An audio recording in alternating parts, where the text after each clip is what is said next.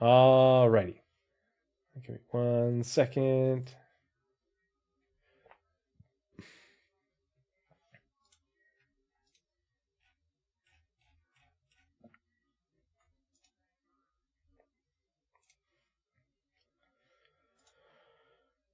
Okay. Northern Trooper says, "Woot! Finished up moving Galactobot to my Pi. Should be able to send you the bot sometime soon." Oh, awesome! Super looking forward to that. So yeah, if you're in my Discord, we're gonna have a new tool for the lore aficionados among us, and a great resource. So Northern Trooper has been working on getting Galactobot working, which is a bot that allows you to ask questions of the Star Citizen Galactopedia within the Discord, and find information that you're looking for, and links and everything regarding the lore.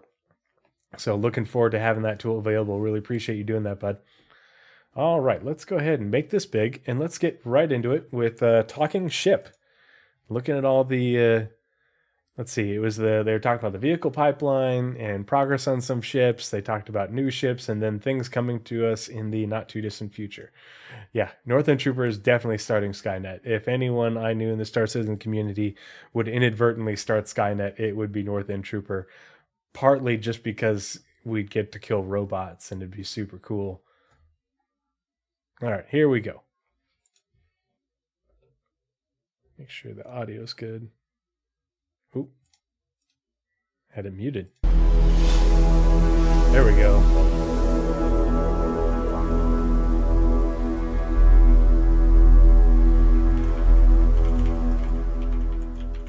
Hi everyone.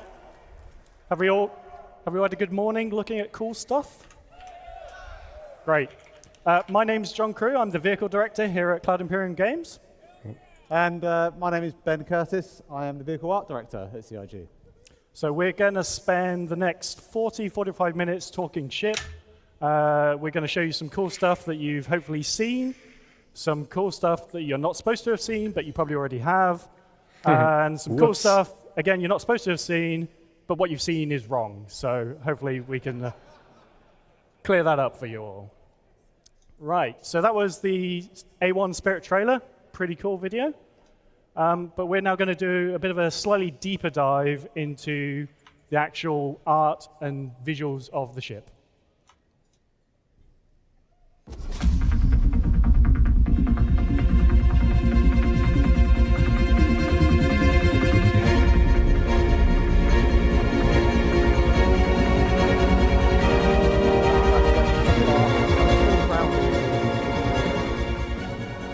As we move into the heart of the ship, this area is kind of like really dominated by those 10 sci-fi bombs.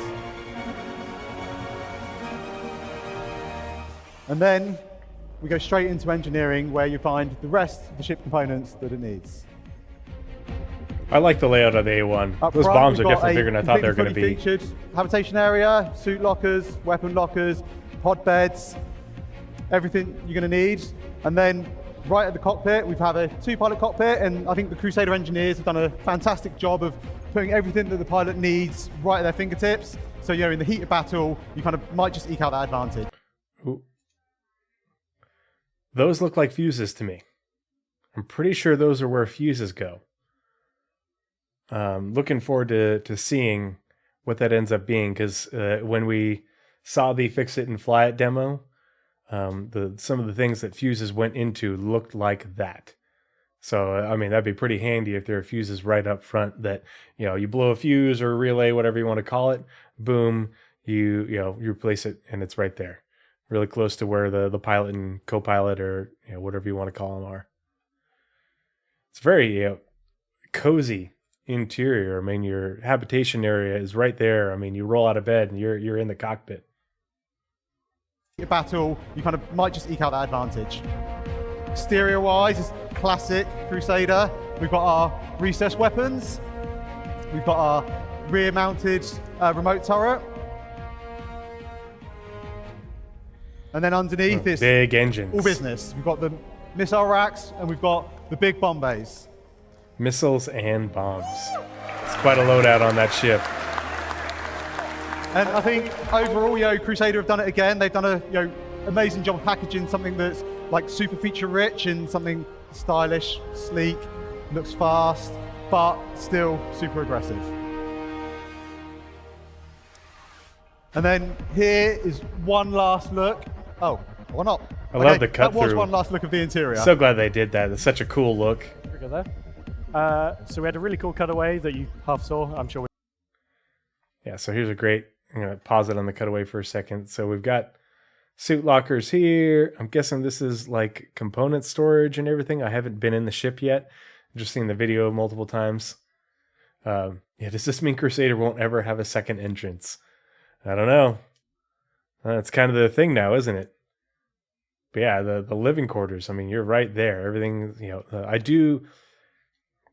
I know a lot of people are like, oh, so many doors. And I think the big issue that people have with the doors is the delay on the doors, because the doors, like on the, the Hercules and the MSR, the doors are server authoritative. And so the reason the doors take a bit to open and close and everything like that is because you're waiting for the server to open the door for you. And so it's got a bit of a delay. Now, once we have a bit more control over our ship, with like all the resource management stuff, you'll be able to just leave the doors open how you want, but then there's risk. So it's there's a point to having doors and bulkheads here, just like on any seagoing ship.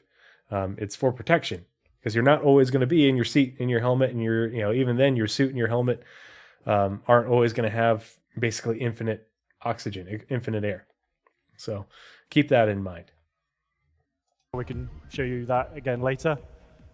If you like what you saw there, that is available now on that link and a QR code there that hopefully takes you to the right place.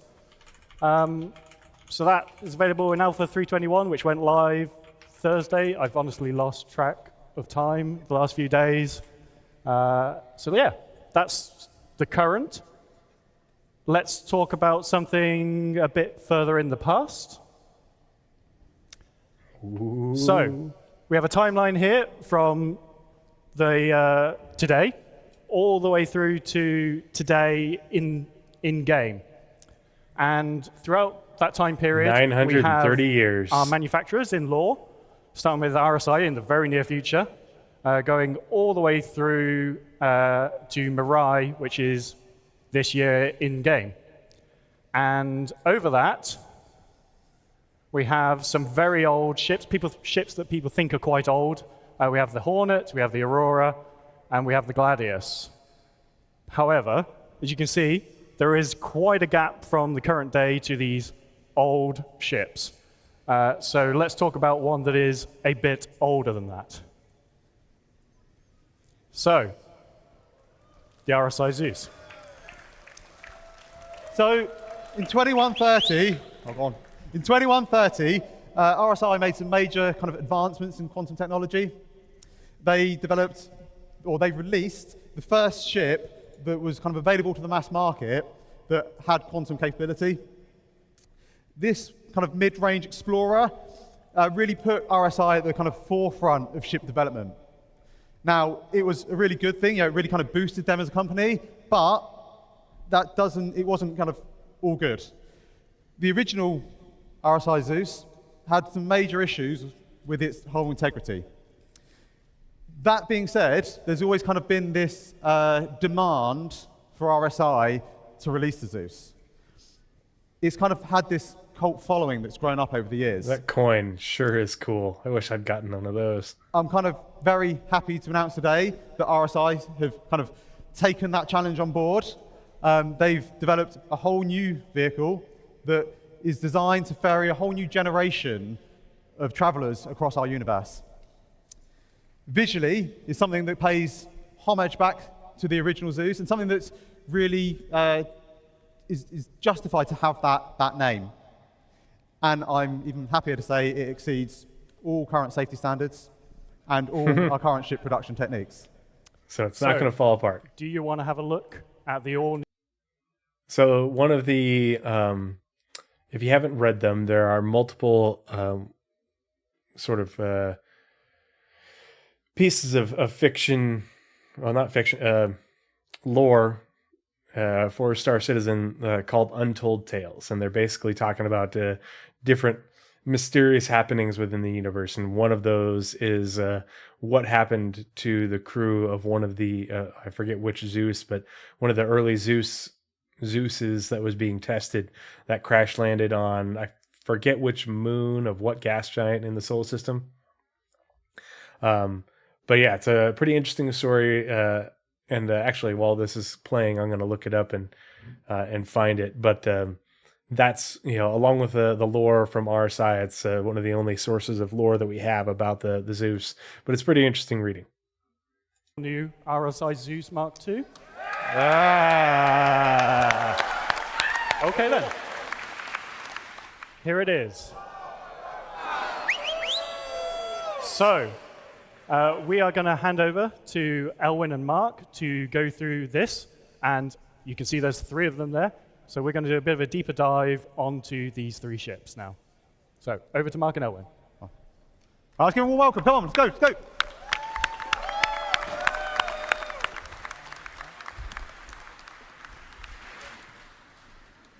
Hi there, everyone. My name's Mark Gibson. I'm the lead vehicle content designer at Cloud Imperium Games. And I'm Owen Bachelor. And I'm Owen. The ES will be the general dollar of the 600i. General dollar. Like Dollar General? Okay. I was like, wait, what? Okay. Yeah, and I put that link in chat for the Untold Tales, the ghost ship of the RSI Zeus. So go ahead and check that out and read it. It's good reading. Owen Bachelor, Vehicle Art Director in North America. What do you guys think? Oh. Awesome. All right, well, let's take some time now and take a look at this classic RSI design. Before we continue, so there's another image, and I forget where it is, but it shows 4 Zeuses instead of just these 3. And so there's a lot of speculation that there is a variant, a 4th variant of the Zeus coming. So let's, I don't know what that might be. Yeah, Zeusai. Socially Confused, good to see you. Hope you're doing well this evening. Thanks for joining me. Actually, I'll look for that image here while they're talking, but and then I'll put it up. But yeah, a lot of people are like, oh, it doesn't look like the old Zeus. And I'm like, what are you talking about? It's got the tilted up wings. It's a triangle. It has the sort of straight back cockpit area thing going out, and then it broadens out a little bit. It definitely pays homage. It's just a modern design. It's old Zeus meets modern RSI, like the Galaxy and such. Yeah, it's not a space shuttle. It's a new ship. It's the Zeus Mark II. So, yeah, I don't get the... Yeah, I know a lot of people wanted the classic Zeus, but I don't think that they were going to remake the classic, and just make a carbon copy. I don't think we're going to get more curves from RSI in the future. I think this language, just kind of like, along with what we got from the Galaxy and what we have in the Polaris, is what we're going to be seeing going forward. And I would be willing to bet then the large RSI miner is going to be reminiscent of this as well. I don't think it's going to be an old mining ship like the Orion that's been around for a while. I think it's going to be a new ship. I know a lot of people want old Zeus. I just don't think it's going to happen. I don't think we're going to get collector cars in Star Citizen, and remakes like that. So let's hear what they had to say.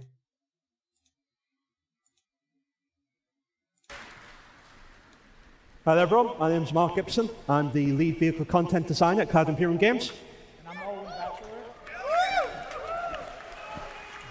Bachelor. And I'm Owen Bachelor, Vehicle Art Director in North America.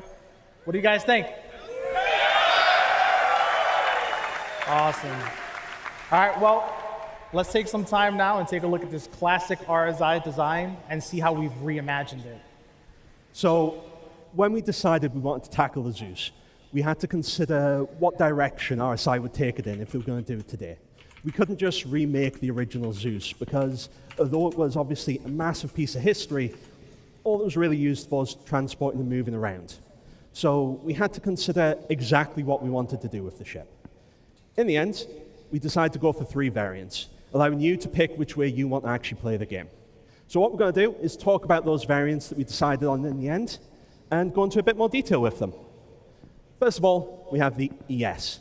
The ES is the Essential. It's the long-range exploration version of the Zeus. It's designed to let you go out for a long time and explore the universe. Next up, we have the Mark. The Mark is the bounty hunter version. This is there for you so you can actually go out, find your targets, and bring them back. It's also been purposely outfitted so that you have all the tools that you need to disable, capture, and bring them home. Finally, the last version we're going to talk about is the CL, the Clipper. Might be a name people are familiar with if they know much about maritime. This is the cargo version of the Zeus Mark II. This is designed so that you can move your goods around the universe. Of the 3 variants, the Zeus Essential is the one that harkens back the most to the original design, with the original white on black paint job and the vertical stabilizers. We also work to maintain Part of the crew, part of the ship. Part of the crew, part of the ship. Protostar, thank you so much for the follow. Appreciate you joining us this evening. Hope you're doing well. Thanks for the support. Protostar as in like Star Trek Prodigy. The Zeus is, I mean, it's a good sized ship. You know, it's a 3-crew ship, but it could be larger. But I like that they kept a pretty slim profile and didn't make it too huge. I think it's a pretty awesome looking ship in my opinion. And actually, before we continue, so I found the image on Reddit. So here's the ES, here's the Clipper, here's the Mark, and this one looks like it says ST. Very interesting. And it's got what looks like different wingtips. They come, instead of going just up like that, they come up and back in. And then it also looks like it has a like a spoiler type thing back here. So it'll be interesting to hear what that's all about.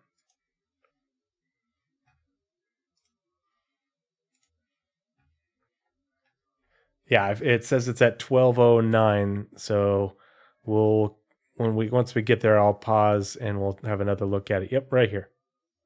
So we'll take a better look at it then. the silhouette of the original, but brought that forward to modern day RSI design with tons of technical detail and layered panels. And on the underside, the landing gear and the underslung turret, as well as the entrance ladder, fold in perfectly flush, leaving behind a super smooth underbelly, just like the original design. But you probably all want to see what the inside looks like, so let's have a closer look. Despite the sleek and slim body of the Zeus, we've been able to pack a lot into it to give everything you need. Yeah, that's what I thought was really impressive, is how much internal space and it just, usability is within this profile. Because, I mean, you saw how slim it was, and the fact that they're able to get all this in there is pretty impressive with, the way the Zeus looks in terms of size. Looks like that's your shoilet right there. I'm not sure. I think so. And, you have a captain's quarters plus, I guess this is 2 bunks. It'll be interesting to see how this ends up playing out. But, and then it has an airlock, which is really interesting because it didn't, there must be a panel that folds open to, for this to be able to be seen. But the fact that it has an airlock is pretty awesome, I think, especially for the Mark variant. If that ST is a data runner, I'm buying it. I wouldn't be surprised. Citizen Ninja says ST, maybe stealth tracking or sports touring or super touring. Yeah, with the spoiler and the wingtips that come in like this, it's definitely, saying I'm fast. Oh yeah, there's the ladder that comes down here. So this is a ladder airlock. Yeah, right here. And then I guess it's just component access. I'm not sure what this is supposed to be right here. But then, okay, here's your shoilet, and here's a bed, and I guess there's maybe another bed across from it right here. But the fact that you have your own private captain's quarters in the ES is pretty phenomenal, in my opinion. Need when you're doing the deep space exploration. You have a fairly comfortable habitation recreation area so that when you're out away from home, it's not too unpleasant. In addition to that, the rear room has a 32 SU cargo capacity, as well as being able to fit a cyclone, so if you do decide to land on our planet, you can have a look around. Talking about the loadout, it's a ship designed for 3 crew. It comes with 4 size 2 shield generators, 2 size 2 power plants, 2 size 2 coolers, and 2 size 4 pilot-controlled weapons. And obviously the lower turret that I mentioned earlier is a size 3 remote turret. Now, the Zeus Mark was always designed from the beginning to be a sleek and aggressive bounty hunter. As such, the black paint will help you stay hidden in the shadows until you're ready to strike. We've also redesigned the spine in order to embed an EMP and a quantum dampener, which allows us on the art side to really crank up the level of detail on the exterior. We've also added Mr. 19K, thank you so much. Happy birthday. Yes. Actually, you know what? In just a second, I'm gonna treat myself and go down and get another glass of bourbon. Not another. I haven't had a glass of bourbon today. I had a beer with dinner, but I'm gonna go get some bourbon just because I need to celebrate. I don't think the ES has separate captain's quarters. Citizen Ninja. Maybe you're right. I haven't looked at it terribly closely. It says 3 crew. Oh, that's not a bed. Nope, that's a table. So if this is the living quarters, maybe there's 2 beds here and a single bed here or something, because it said a crew of 3. Still, that's pretty spacious, like, sort of recreation area or chow area. The 2 beds are invisible. Yeah, so there must be bunk beds right there. Good looking out. Aggressive bounty hunter. As such, the black paint will help you stay hidden in the shadows until you're ready to strike. We've also redesigned the spine in order to embed an EMP and a quantum dampener, which allows us on the art side to really crank up the level of detail on the exterior. We've also added a second remote turret on the top. Looking at the interior of the Mark, you see that the habitation's taken a little bit of a hit. It moved forward, but what we've been able to add in exchange for that is a massive armory. Let you take all the different weapons and equipment you might need while you're tracking your target along the verse. Okay, so here's showing the bunk beds on this side in your shoilet, and I guess there must be a single bed over here. And we've got the big armory here, which is awesome. I might end up picking up an MR just because I really like this ship. And it's pretty cool. And I forget what they said that this space is going to be. They'll probably say here in a second. I love that there's dedicated cryopod storage. Yeah, there's a lot of. I mean, you can fit a lot of DACA inside this armory here. Yeah, and the fact that it has 2 remote turrets. I mean, that's pretty sick, and of course, you can disable and then board them, and yeah, this thing's going to pack a punch, and with a 3-man crew, three-person team operating it.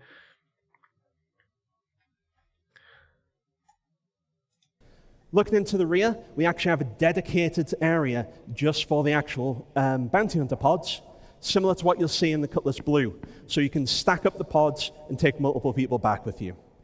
It has less SU than the ES. It only has 16 SU. And it does have a different loadout with the components, only having 3 size 2 shield generators. Like Owen said, it does have a top-mounted forward-facing turret so that you can put the pressure on the target as you're chasing them. The EMP and QD drive are designed to stop the target escaping once you've caught up with them. Did they Now, because did they say what the space is supposed to be? Like, obviously there's a door coming into the the bed area, but like it's kind of like it's just component storage and more armor racks. Okay. So maybe it's like a 2-part armory. This is where the guns are, and this is where your your armor suits are or something. To stop the target escaping once you've caught up with them. Now, because the Zeus Clipper focuses on hauling cargo, we've decided to lean into the industrial aesthetic. We've covered the exterior with a warning strip paint job, and we've covered the exterior with more technical detail and armor plating. In addition to that, it comes with a remote tractor beam, which is mounted on the rear to the side of the ramp to make it easier to haul cargo in and out of the cargo hold. We've also added thrust capacity to the base of the wings. As you can see, Oh, okay.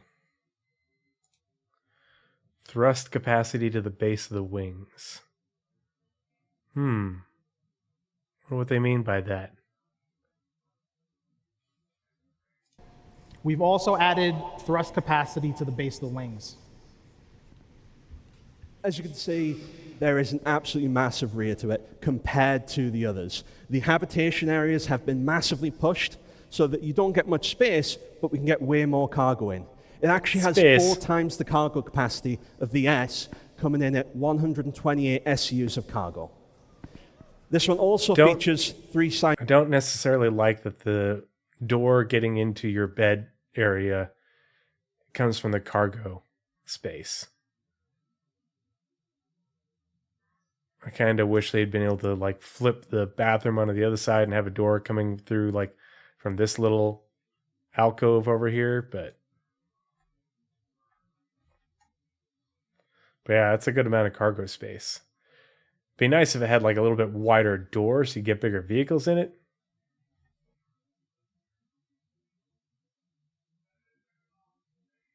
Yeah, great way to get spaced.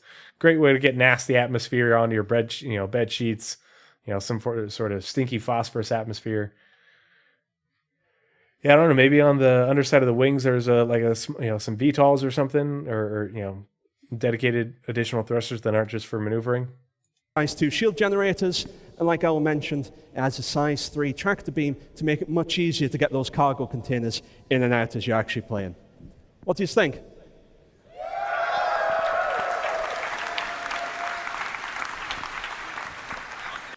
I think this will be good for moving cargo fast. Not necessarily long distances, but moving it quickly. So there it is.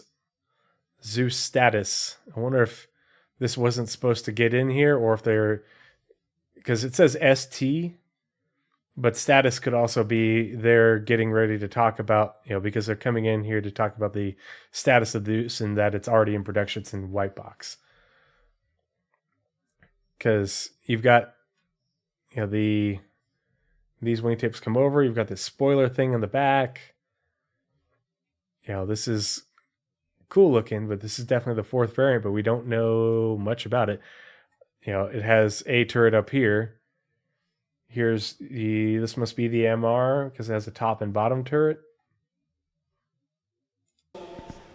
last year, we introduced the Spirit.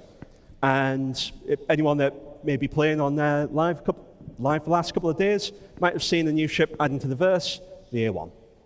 We hope to follow a similar route with the Zeus, where we announce it today, and then in about a year's time, hopefully, it'll be ready to reveal to the public to actually play with. But this isn't just a concept. We're not just going to show you some images. The Zeus is actually in active white box development right now. Do you just want to have a look? Shall we? Okay.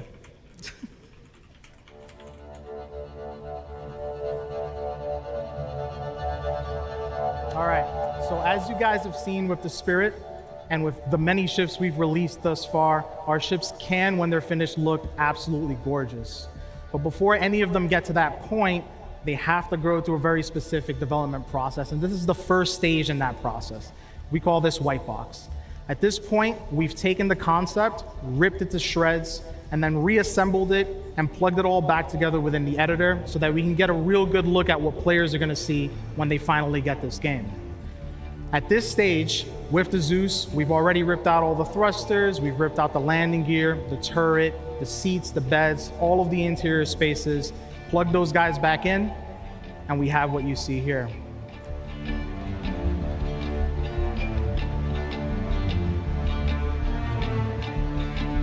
So again, the beginning of the process.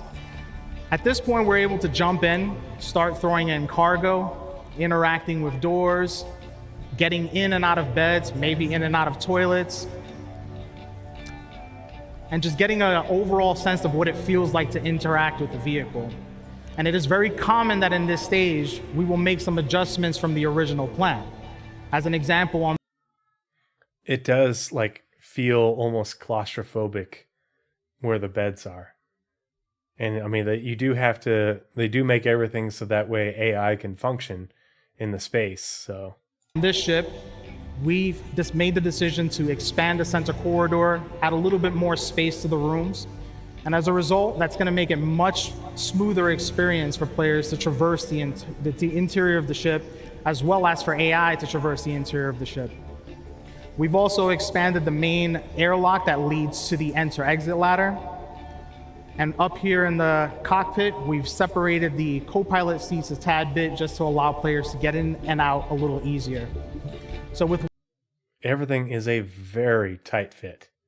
It's impressive. I mean, that's the only thing I worry about is that, you know, they did the white box and they're like, okay, this works, you know, because like there's been so many other ships where, you know, they've had to go back and rework things in order to make things work just because there's a lack of space. Like the Retaliator, we know that during its gold standard that it got, that the passages and doors and things have gotten widened in order for NPCs to make their way through it. And like that felt tight. That felt like freelancer tight. Yeah, not built for Americans, aka not built for me. white box, not the prettiest stage in the process, but it is essential that we nail this because it means we'll be able to deliver a beautiful ship that is also extremely fun to play. But I do think the compactness is something that players want, you know, and also, you know, keeping the ship in a decent profile. I mean, like everybody, you know, a lot of people really like the A1, C1, you know, E1 and everything. But it has a huge footprint for the amount of interior space you get, and this has a much more compact footprint with a lot of very usable space. And it's like, it seems like it's going to be, you know, this is a ship that you could definitely solo, but it'll be a perfect ship for, you know, just you and a friend or you and two friends. Oh, Danger Hobo, good evening. Thanks for joining me. Hope you're doing well. Appreciate the support. Happy birthday, Semper Fi. Yep, 248 years, still going strong, still looking beautiful.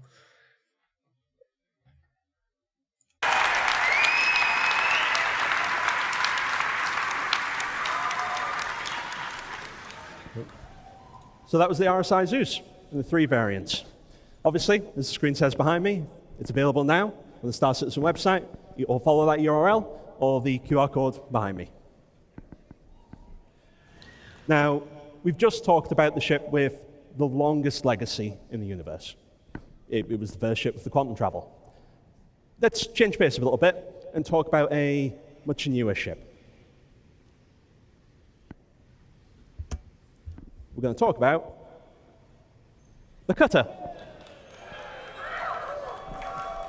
Good little ship. So, obviously, last year, IEE, we unveiled the Cutter, and you guys seem to love it. Some interesting information about it. It was actually the single most popular straight-to-flight ready ship we've ever released. You guys really, really liked it. In addition to that, it's actually the best-selling Drake ship to date. But what people didn't know and we kept a very good guarded secret that no one managed to figure out. No one. It was always meant to be a family of 3. No one managed to figure it out. Now, what everyone is already familiar with is the base. That's the version that's out in the universe right now that you're already enjoying. Mr. 19, yeah, he definitely has a pretty glorious beard. Super nice dude, too. I got to talk to him at CitizenCon. He was very cool. What we're going to do today, though, is Blood we're going to talk about Tide the next 07. variant in the family. The Scout.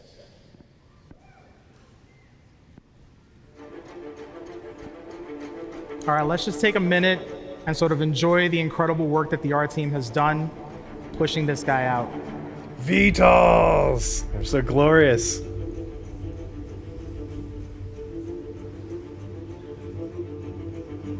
God, I love the cutter. It's such a beautiful little ship. Yeah, and it does have great sound. When the original when the original cutter was released, it helped us to refine the Drake aesthetic.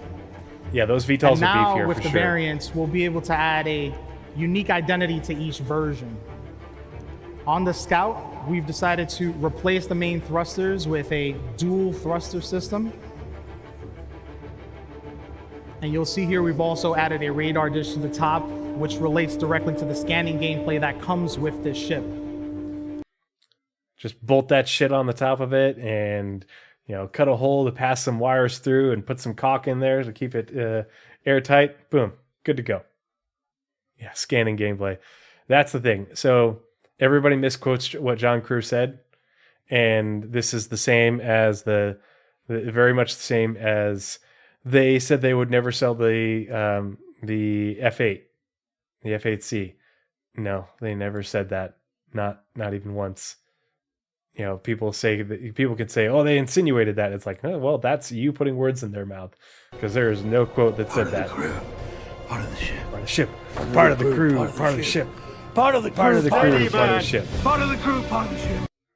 And there's what John Crew said is, no ship. They won't release ships without their gameplay. Essentially to that extent. We can scan. When we have all the scanning gameplay, nope, it's not at that full functional level, but we can scan. You can scan things, and so it works. Are we going to be getting more scanning gameplay? Yep, I'm sure that's something that they're working on. One of the many things, and a lot of it is just UI, but it's right before they release the Raft, which is a cargo ship, and we can move cargo. It's not its gameplay. It's when they say it's gameplay, they're talking about you can move cargo. You can the base function of the ship. Now it's not the full complete feature. The tier 4 version or anything like that. But it's it's not what they meant by that is they're not going to do any more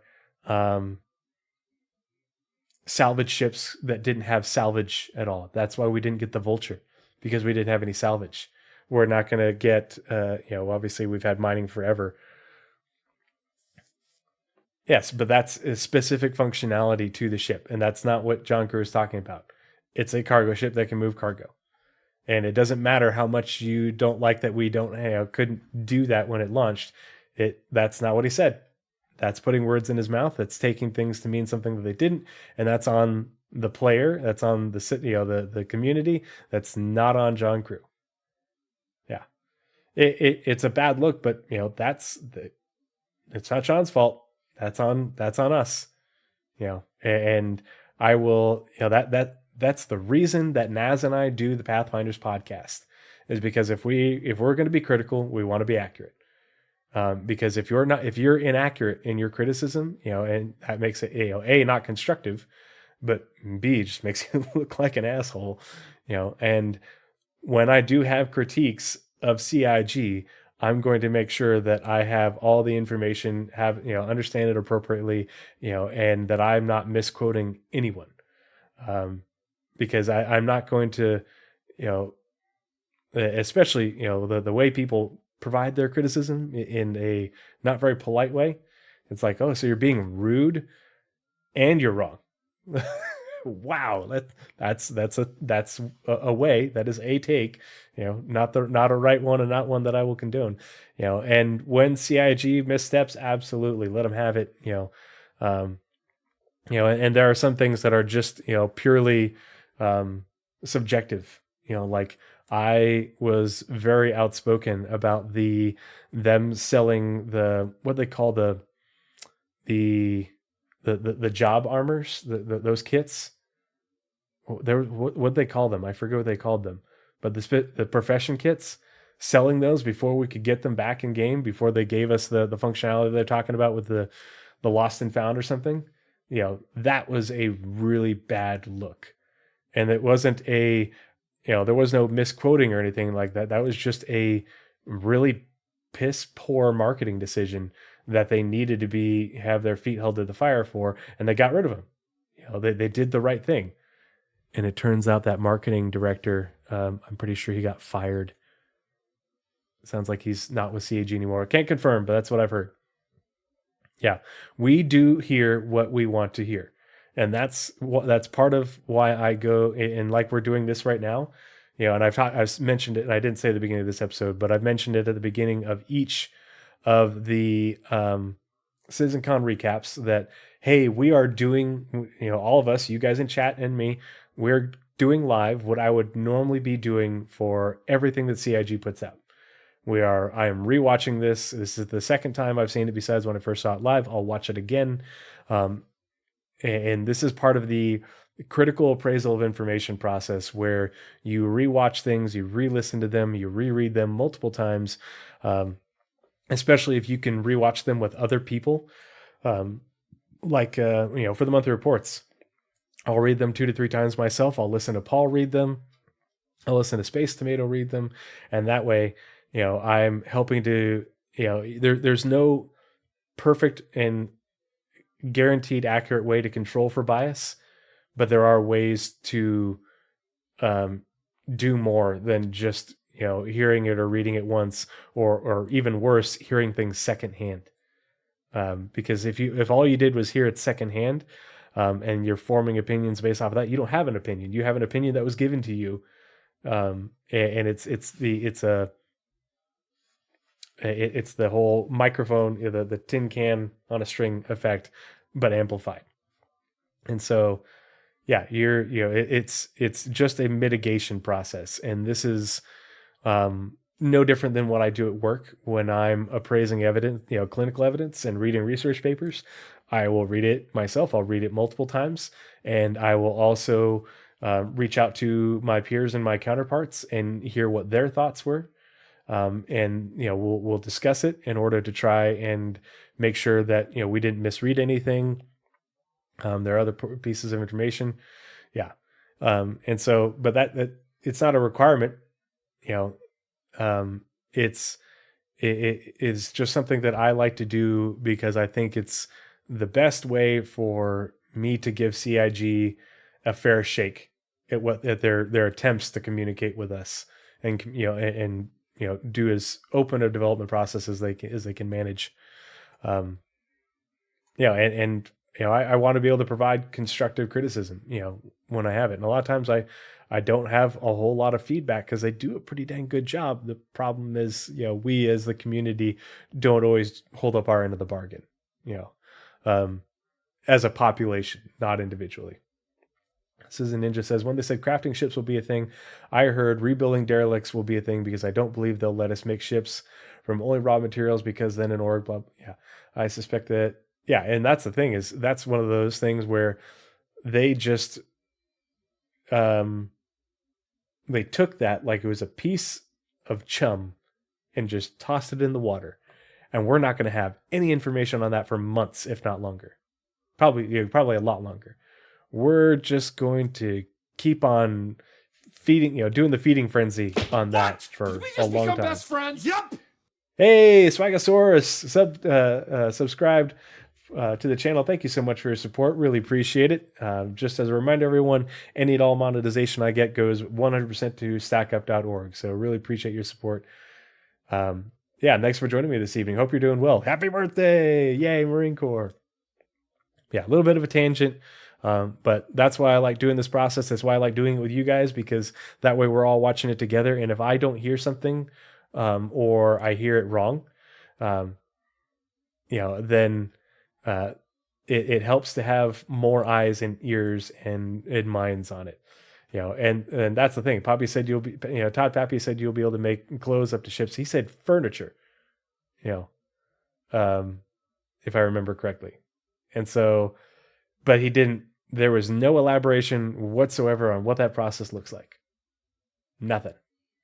And he didn't say space stations, Metallic Mutant. He said, we're looking at options in space. And when I covered that segment the other night, on the Pathfinders podcast, they said when, I forget which, I think it was the ISC on Rastar, they talked about, I forget what the exact quote is, but they said something to the tune of potentially using it to build things in orbit. And that's the only thing, that's one thing for Rastar. And then they said looking at options in space, but they have specifically said before they don't intend and don't want player-owned space stations. But in the Pioneer Q&A, they did specifically say that they might consider and look into building bases on asteroids. And CIG did a year's work already on asteroid facilities. So are they connected? No idea. But that's the thing. We have multiple pieces of information that are all of them vague, nebulous. And so and that's why I do these shows. That's why I work with Nazarus to bring good information, just to, give everybody appropriate context. Yeah, asteroid bases I think would be amazing. I'd take an asteroid base over a space station every day. But, and that's the thing, is there's a lot of things that we just don't have answers to. And we have various little, crumbs of information that aren't conclusive, but, give us a little bit more. They bring your left and right lateral limits in a little bit for, speculation, but not a whole lot. But that's the thing is, just here in chat, just chatting right now, we've got multiple, interpretations of information, and some things that were just misheard, other things were misinterpreted, other things are open to interpretation. That's just how this all works. That's why we're doing this together. Yeah, exactly. Metallic Mutant, I think they don't want to say too much because they probably haven't decided 100%. Yeah, they are at the, they have had some meetings and they have drawn on whiteboards for base building. And the reason they're getting back into base building and production of base building is because we have PES, and PES is working. The previous holdup, the last time that I talked about it was in 2020, which we talked about on the Pathfinders podcast. It is live up on my YouTube channel right now if you missed it. And I even have the chapters segmented because it was a 4-hour long episode. So you can go straight to the base building option or base building component. And the citations are all in the show notes. But CR himself said in 2020 that they were going to be getting to work, some of the tune of they're going to be getting to work on base building once iCache comes in. RIP. Now we have PES, and now they're getting back to work on base building. So makes sense. All right, I'm going to let this keep playing. I'm going to run downstairs and pour myself a bourbon. You guys have fun. I'll be right back. In addition to that, we have a series of exterior bottom modifications to just push that flavor a little bit further. And you'll see here a transition between the default and the scout, so you can clearly see the differences.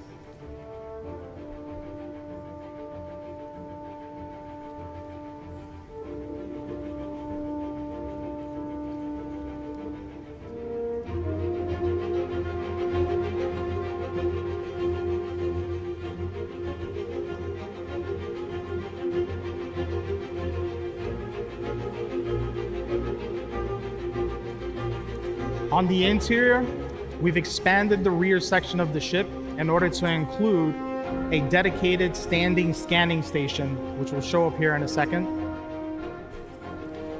Along with that, we've also increased the space in the rear to house the larger components that are necessary to support that gameplay. Now, expanding the rear did encroach into the habitation, but we were able to rearrange the components in that room so that nothing was lost in the transition. And on the cockpit, it's the same cockpit that you all know and love from the original Cutter. From this view, you'll more clearly see the shift that we had to make in the rear in order to support the gameplay that we're trying to achieve.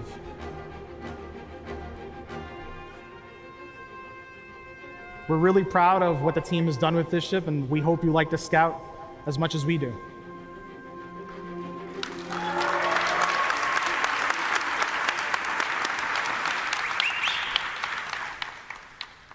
So, obviously, we've just introduced the Scout. What are the main differences between the base? It is a variant, after all. So, the first big difference is the radar. It has a size 2 radar, and to supply that, it comes with a size 2 power plant and a size 2 cooler. Was rad 07, buddy. As well as the dedicated scan terminal that Ella mentioned earlier. Real quick before we continue, this evening, I'm not having beer, I'm having whiskey, having bourbon, because it's the Marine Corps birthday. Pour one out for my homies.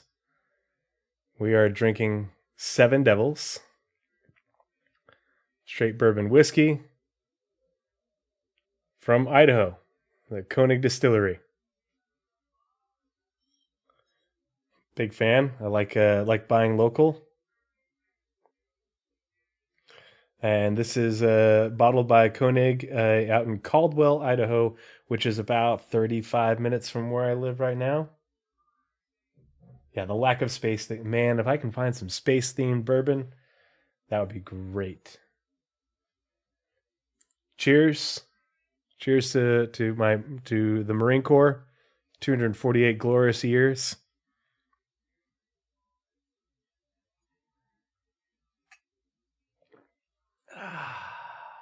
Oh, yeah. That's good. That's good. Hurrah!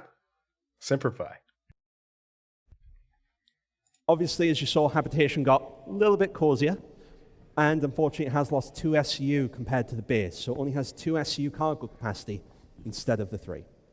Now, what we also want to do is talk a little bit more about the future of scanning, if people are interested in hearing about that.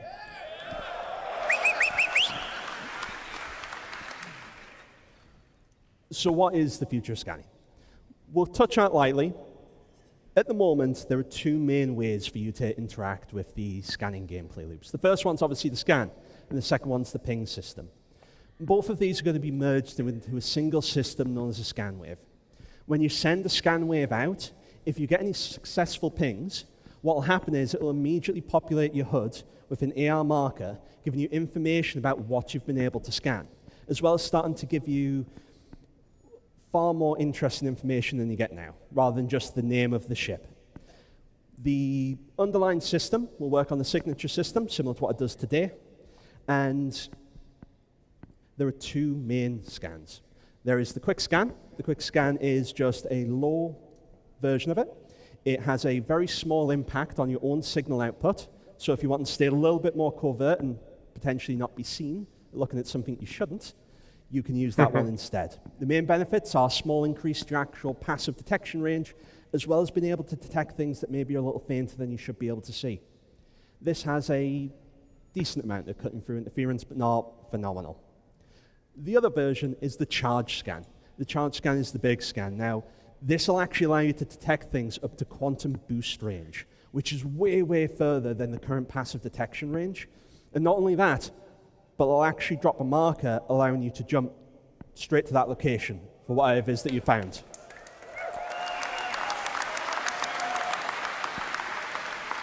Now, you don't want to be jumping in blind. And as I said, it's going to give you way more information than it did before.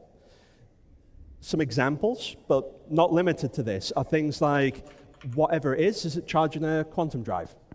Is it firing? Is the shields generating? Does it have any shields? Is it perhaps charging an EMP? Maybe it's got a snare up trying to catch you. It gives you that additional information so you can make the decision whether you actually want to get to that location. That's just a brief glimpse into the future of scanning and what our vision is for it. Right now, the Cutter Scout is actually in 321. It's available. If you go to that address or go to our website, QR code, it's actually in the universe right now.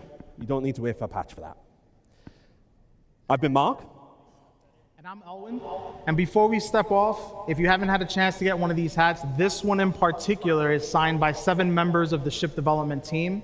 And if you want it, during the meet and greet, if you can tell me the name of the 7 people who signed this, all of who are in attendance here, by the way, today, the first person to give me those names gets to keep it. Other than that, thanks, guys, and have a great CitizenCon. Small hit. I think the biggest takeaway from the scanning to me is that it's the same thing that they showed us for FPS, but ships. You've got, with FPS, you had the little short range scan and then the bigger like charged ping thing. And yeah, YouTube and Twitch are just absolutely going nuts with the ads. And I really need to be better about just watching the, whoops. Why is it doing that? Because so what I can do, the ad just went off and I can watch the pre-roll countdown on the creator dashboard while I'm managing the stream. And Paul said that there's a way for me to put that as a timer or a notify chat to let you guys know when an ad's going to come down. It's another 59 minutes and 15 seconds until the next ad roll comes through. Yeah. Twitch has a lot of ads, and I can do more to manage it. I just haven't gotten around to doing it, and one of these days I'll find the time. But I don't watch the content creator dashboard thing on Twitch very often just because I like to watch OBS, because OBS likes to randomly just have a seizure. And if I'm not watching it, I won't see it until it's been going on for like 5-10 seconds because of the delay to Twitch. Yeah, we can x-ray people's bones. Yeah, I'll have to rewatch the scanning portion. What we need to do is Naz and I will have to do like a short bit on scanning, or we could just do a whole spectrum pulse on it. It just won't be very long because we'll look at the old scanning stuff and then we'll look at what they're talking about for the new stuff. They did a good job of the concept images, though. I enjoyed those. So yeah. For you, John Crew is one of those names. Well, fantastic, guys, everyone. We're going to hand you back to John and Ben. They've got a few more surprises for you.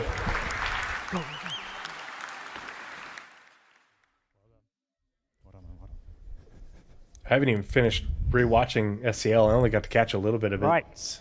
Heard there's a lot of good stuff in there, though. So, as Mark said there, scanning stuff is coming in the future. We didn't show a lot of it because it does sort of turn up in some other teams' panels, and we didn't want to steal their glory a day early. So I highly recommend sticking around for both the UI one and the flight one tomorrow. So, we've talked about the past, we've talked about the present. Let's talk about the future. So, here is a big block of squares that represents our backlog. So, each one of these squares is a ship or a vehicle. All the light blue ones are all the ones we have released to date. All those gray ones are the ones that we have not done yet. The dark blue ones are the ones that will be in your hands by the end of the year. So this is what everybody had confused. He wasn't saying 1, 2, 3, 4, 5, 6, 7, 8, 9, 10, 11, 12. By the end of the year, he wasn't saying that there'd be 12 new ships between now and the end of the year. He was saying that in 2023, see, that's why it says new in 2023, they will have introduced 12 new ships. And you can go back and count them. It just, there's like one that is unknown to us, essentially, other than the Cutter expedition. I think it's Expedition is what it's called. After that, there's only one other, and I forget what all of them were now, but yeah.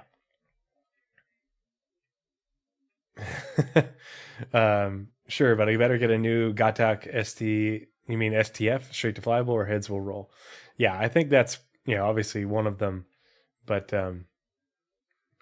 yeah, he didn't word it right. He came in and corrected it in a tweet, but like that's the thing is you have to listen and you have to read, and that's that's a lot of the thing is people will look at pictures and Part of the crew. Part of the ship. part of the crew, part of the ship, Part of the crew. part of the crew, Part part of the ship. Part of the crew. Part of the ship. Space Sloth 22, thanks so much for the follow. Thanks for joining this evening. Hope you're doing well.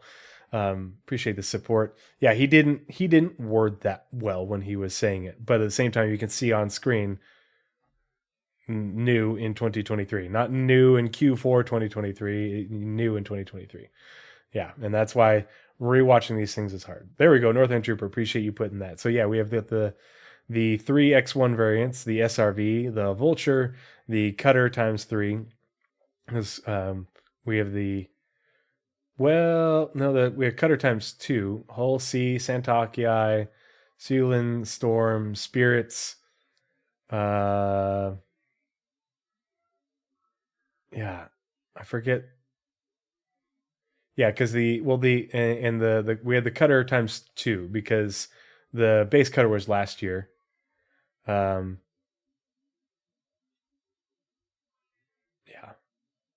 Space Law, thanks so much for the support. Glad you're enjoying the podcast. Yeah, if you have any questions or any suggestions, please let me know or hop in my Discord. We've got a channel for that as well. Appreciate you coming on the show. Yeah.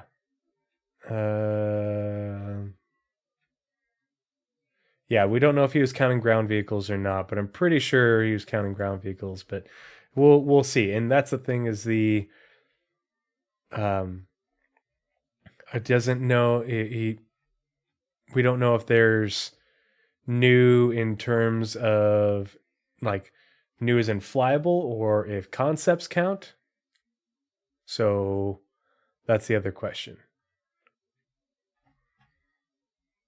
Because if concepts don't count, well, yeah, math is hard. Anyway.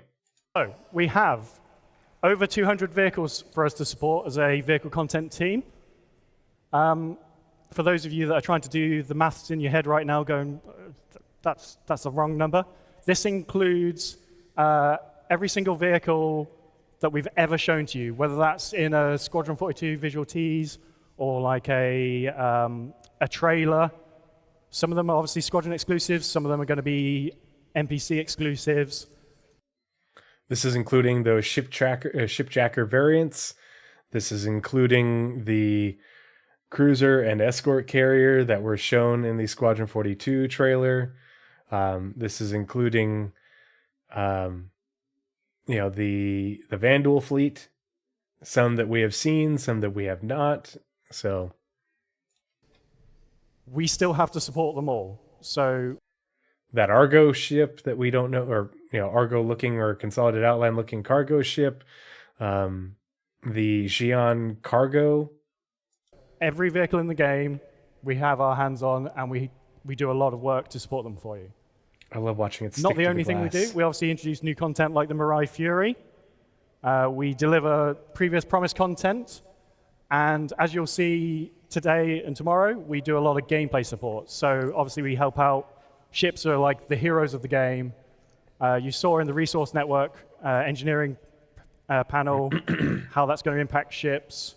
You will have seen, if you've been paying super close attention, some UI elements to do with maps. Stay tuned for that. We do all that. So we do a lot of work across all aspects of both projects. And to do all that, we need to do a few things. Okay, yeah, so John's talked a bit about the backlog. I'm going to kind of take a little bit, how are we going to deliver this? So in April 2023, we actually kicked off a new ship team in our newest studio, Turbulent, based out of Montreal. Yeah, go Canada. So we've now got 5 artists, or vehicle artists, one vehicle designer, one embedded QA tester, and one producer.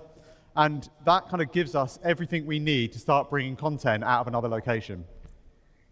So that's really good because now there are 5 artists, a designer, and a QA tester. So the team has grown since we last heard about it. When we last heard about it, I think there was 4 people, and the team has already grown more.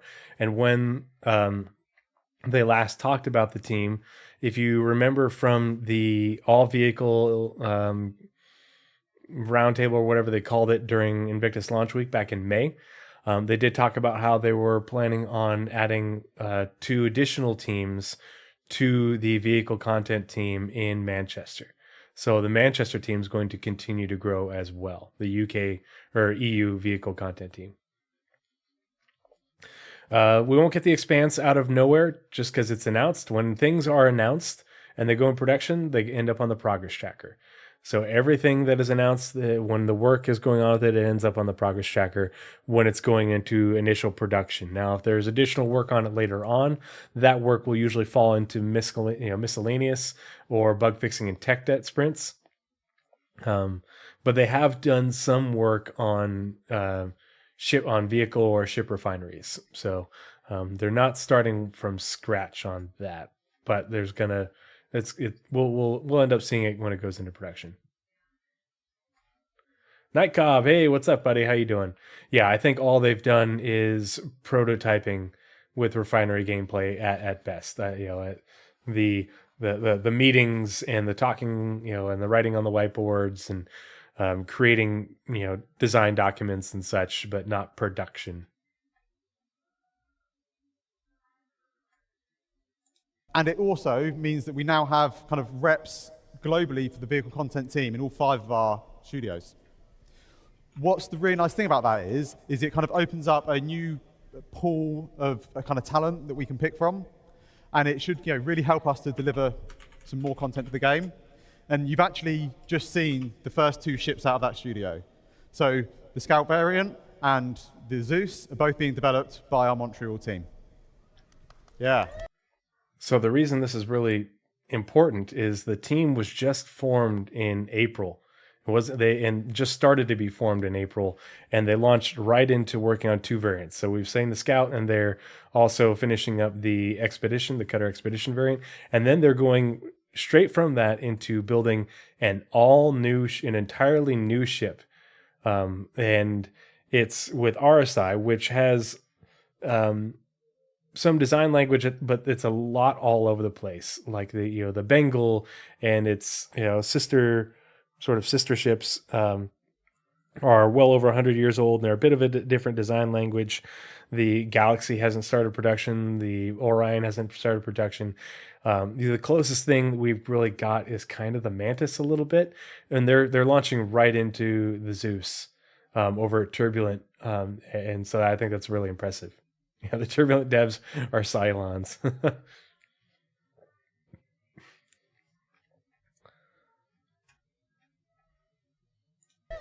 They're doing great. We're going to look a little bit more in depth at the art team and how we've grown over the years. You can see from this graph, this is our kind of like live numbers of how many vehicle artists we have dedicated to the project. You can see there's a nice trajectory going up. And with more team members, that also means we get kind of like not just more people to throw at stuff, but we get more experience, we get more knowledge. And that's, that allows us to kind of tackle our larger, kind of more complex ships. You will notice there in 2022, there is a little dip. And unfortunately, when that happens, that has kind of real consequences on what we are able to do. And so here, and it doesn't tell you, I'm guessing this is like midway through 2021, and this is like the beginning of 2022. So, you can see here, they were at 21 devs with the vehicle content team. And that's I'm assuming this is across all the studios, but they don't specify if this is just a UK or if this is across the entire company or what. But you can see that they lost 7 devs basically in the span of a year. But now they have essentially in a year from then, they have since doubled the team, and it is larger than it's ever been, which is really impressive. And I'm looking forward to hearing more about this. I imagine we might get a few more details when they do the all vehicle SCL at IAE that they always do. Yeah, they lost a third of their team. I mean, that's pretty devastating. But that's the thing, is they didn't specify whether this is just the UK, the EU vehicle content team or the entire vehicle content team across the entire company. So, but yeah, it's impressive that they are at this point, a year later, they've grown that team. Now, granted, there's a lot of new blood within that team. And they're going to have to work hard to, get them trained up. But they also have plans to hire even more. I don't know if that's included in this. I think that we're probably going to see like an update to this chart in a year from now, or we'll probably see the team into the 30s. The Exodus included Paul Jones, but the difference is Paul Jones was with vehicle concept art, and so I don't know if that's included in the total headcount, with vehicle content. And so like Paul Jones went to Ubisoft, some of them went to Star Atlas. Wondering if they're regretting that decision, because Star Atlas laid off like 70 or 80% of its workforce back in June. And a few of them left for other places. But as you can see, like, and this doesn't reflect that there's been people leaving and people getting hired the entire time. One of the vehicle content teams is one of the hardest teams to keep staffed, just because a lot of those people, there isn't a lot of room for, like their senior people have been there for a long time. And so there isn't a lot of room to grow within the team. So a lot of people, end up just leaving for more opportunities. It isn't just necessarily money. It's the fact that, hey, I can go lead my own team somewhere else after I've been doing this for a couple of years, and I'm not going to have that opportunity at CIG because there isn't a team lead position going, yeah. Whether the people who left and went to Star Atlas, were part of those layoffs, we don't know, but it's not looking good over there. Just saying. And if they, try to strike me or whatever, get bent, don't care. It's widely publicized news. You can Google it and find it. But for context, Nazareth and I did a big segment on the vehicle pipeline, and the vehicle backlog on the Pathfinders podcast. And I'm going to drop the link to that Spectrum Pulse in chat if you are interested in knowing about this, knowing more about this, because a lot of this is stuff that Nazareth and I talked about almost a year ago, and how everybody's all worried about the backlog and how are they going to ever get, take care of the backlog? Well, part of it is the tools, which they've talked about before, but a lot of it is they're going to grow the team. And they have specifically talked about growing the team multiple times this year, not just here, but they also talked about it back during Invictus Launch Week, how they're growing the team substantially. This is how they're going to address the backlog. As a team, I think, less people, so less power to put on stuff, but also some of that knowledge leaves us. With that leads us to have to make some kind of pretty hard and heavy decisions about what we're working on. And I think most recently, and probably most well known, is the Bounty Merchantman. Yeah. Now, we're going to take a quick look at where we got to with the Merchantman, just to show where we were up to before that happened in 2022.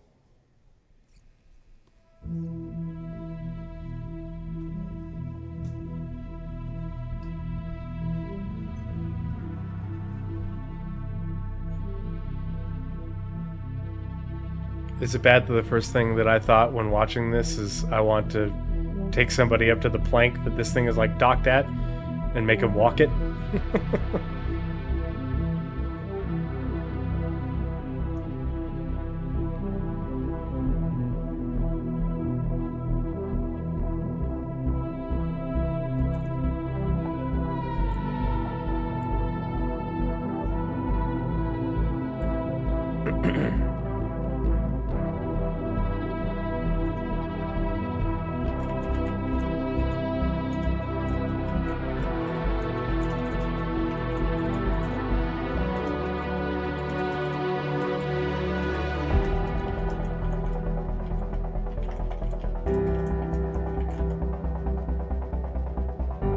And so for reference, the exterior was in mix of gray box and white box, and this interior is also mostly white box with a few bits in gray box. He'll talk more about it in a second.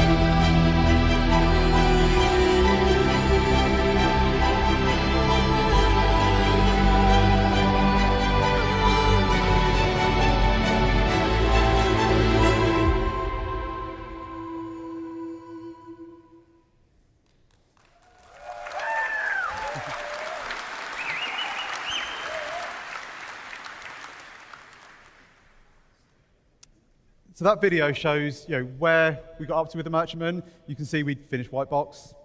We were kind of into grey box. Some areas were further than others. And I think one of the best things about working at a company like Cloud Imperium Games is that we're able to be pretty honest and pretty open with our development. One of the biggest questions we get is, what's up with the Merchantman? Where is it? Why did it stop? The Merchantman brought a lot of unique challenges to us.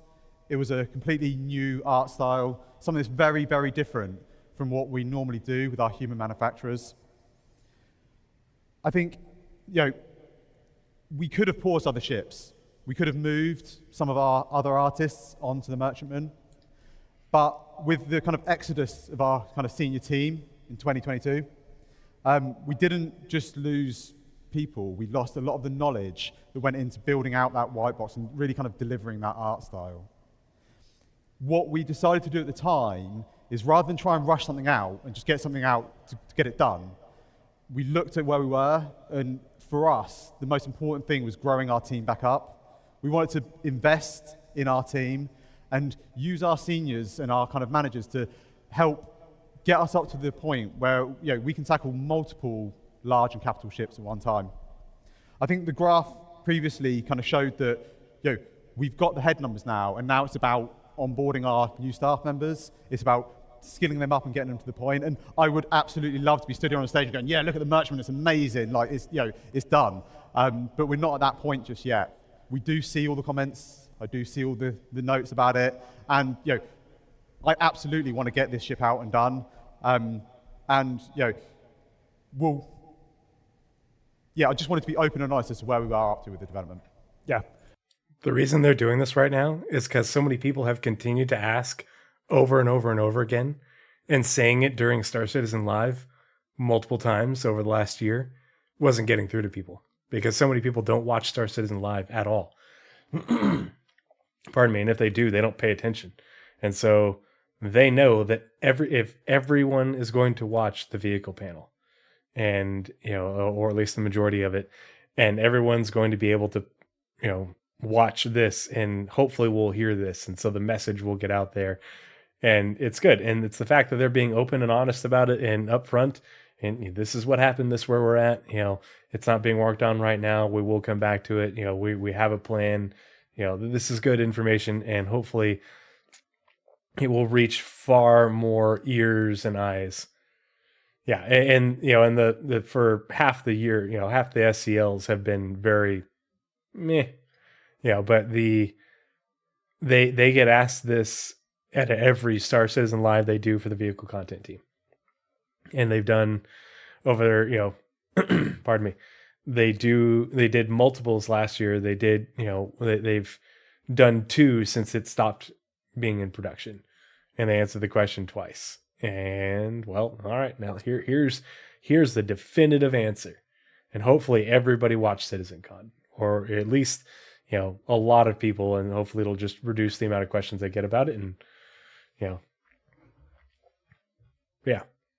To add to that, it is probably the most question I get asked at any event, and I really want to get it done, get it out for you guys, but we don't want to give you a half-baked thing. We want to give you a really great product that we can all be proud of, and it's delivered alongside gameplay. So, let's talk about something else quickly. So, Squadron 42 vehicles.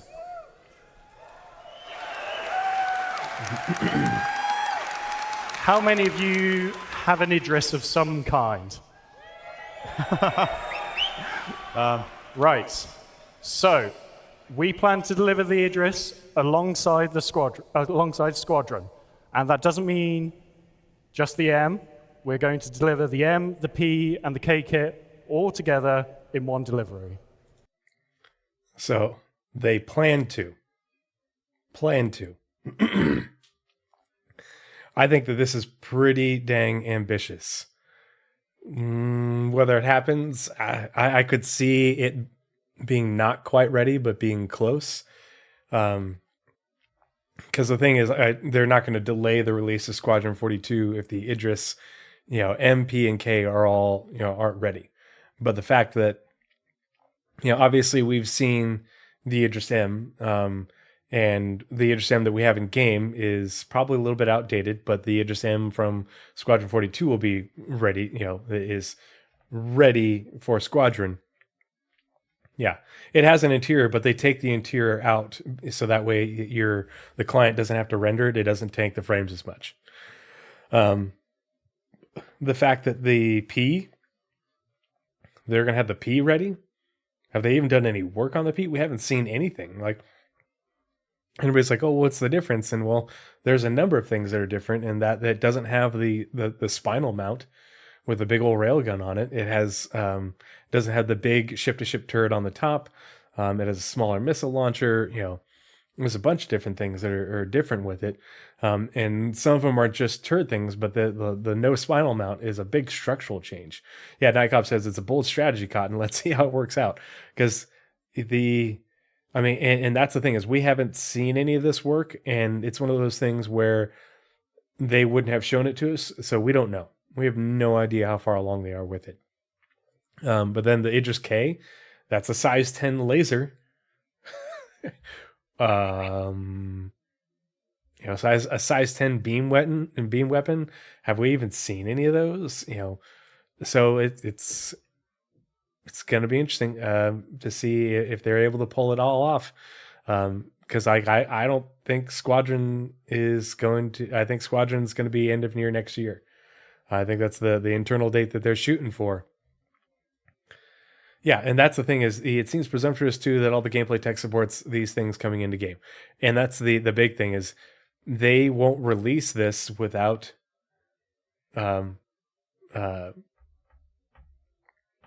resource management and engineering. Not going to happen. And so it's telling that they are this confident about resource management and engineering gameplay, and their ability to produce that and get it going in game. It's telling about how much they've gotten done, and how much, they did show a lot, but what they didn't show is how many ships they have this built into, how many ships they have it working. Granted, the vehicle content teams are growing, but that's like they are soft committing to an enormous amount of work over the next 12 to 18 months, which is just, all right, let's see it. I want to be optimistic about it. I'm optimistic about it, but at the same time, I'm realistic, and I'm like, you guys are biting off an awful lot. The Idris M, P, and K, and then more that we're going to see here in a second. Okay. John Cruz putting on his big boy pants. I don't think they'll release the Idris. They have specifically said that they were not going to release, the reason we don't have capital ships in game is because they weren't going to release them until they have proper multi-crew, which is, to them, resource management and engineering. The Polaris, it hasn't been said, but I guarantee you the Polaris is being built, and it's going to be built as the first capital ship with resource management built as part of its construction from the ground up. Idris without resource management is just a giant waste. It's not going to happen.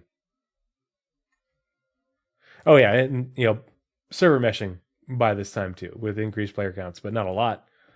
We'll see where they are, but yes, they do need to increase the ship team by more people, and they will. And they said during CitizenCon that they were up to like over 1,300 people at CIG now, and that was their goal for their goal for Manchester alone by the end of 2026 was 1,300 people, and they're at 1,300 people for the entire studio, and so they haven't even reached their. I don't think they've even reached their goal for the end of 2023 yet. I think we're still a ways out from that. They said that, but they also like to release ships without their features ready. That's not the same, Citizen Ninja. It's not even close to the same. We're not going to get capital ships without resource management. I absolutely guarantee you. And their features are, again, that's a misnomer. We already talked about that. But they released the raft without the ability to animate the cargo going up and down on those arms. It's a cargo ship; it moves cargo.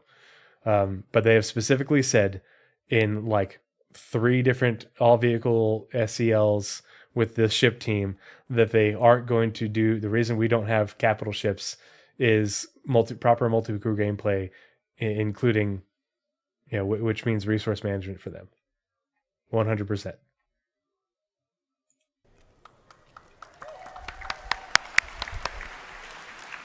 Javelin owners, I'm afraid you're going to have to wait a bit longer after that, is obviously the bigger ship players can own. And we have recently looked at what is left to deliver on it. We've got plans. There will be modularity with it. And yeah, that will come after squadron releases. And those of you who also have modularity with it, they've said that there, are modular rooms in the Javelin. They have never said, that they've given us like vague ideas of what those rooms could be used for, but they've never sold any modules. They've never concepted any modules. So it'll be very interesting to see what they come up with and how modularity ends up working on the Javelin. That'll be impressive, but I would say at least a year after Squadron releases for them to release the Javelin with modularity, probably, maybe even longer. The Vandal Scythe, Glaive, Blade. After Squadron releases, you will also get the updated models as well for that. That's good for the Vandal ship owners, though. Right. That's kind of how they. Next. Okay. No kind of ship panel at a CitizenCon event is kind of done without looking at what's coming up next. Previously, we used to do these kind of like silhouettes, but we kind of always felt they were a little bit predictable. We ended up just making most of them anyway. So last year we changed things up. We asked what manufacturer do we want to see make our next large mining ship. Yeah, Blizzard, there's like, It's not a whole deck, but there's like multiple huge rooms on one of the decks. It's not the whole deck, but it's a lot of it. And yeah, there's like, how do you get the modules in there? I don't know. But yeah, it'll be interesting to see how that works out. There's old images, and actually that would be a fun thing to do for a scanner anomaly, is to look at the Javelin specifically in reference to what he said with the modularity, because they had like a deck by deck layout that they did years ago. So the RSI miner, yeah, none of these are the RSI miner. This is the Odyssey. Obviously, we got all three of these. We got the hover quad. We haven't had anything for, because obviously none of these are the A1.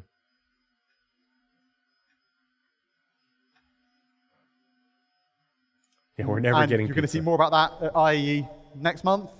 But again, this year we decided just to mix things up a little bit with how we wanted to deliver this.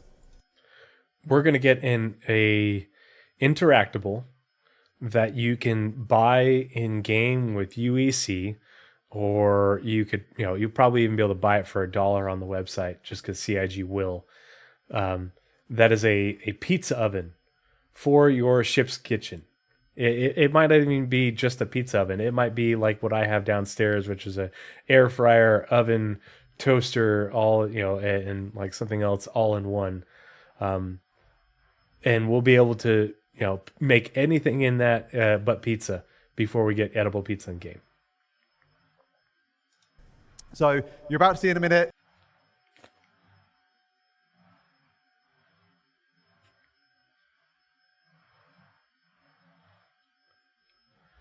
My wife is downstairs vacuuming and mopping right now.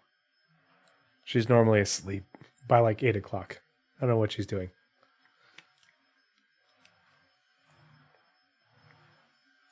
A video. It shows some ships you might recognize. Hopefully, it will show you some that you don't recognize. But feel free to get on Spectrum afterwards, take a look, give us a guess at what you think they might be, because we'd love to hear your input. And I will just add to that as well. Oh. We aim to deliver everything you see in this video and more in the next 12 months.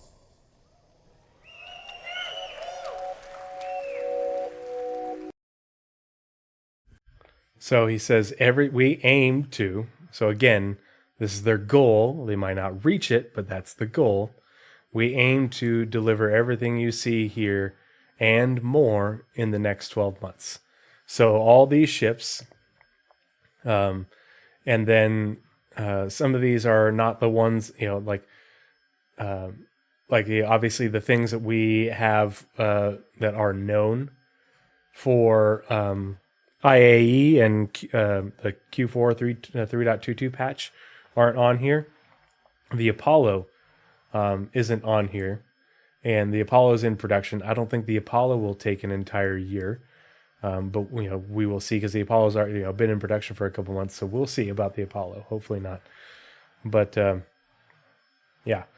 So first up, we had this hover thing. Great, another hover vehicle. Pardon me. With two variants. I have no idea what this might be, but hover vehicles are easy for them. I think they still have a lot of work to do on the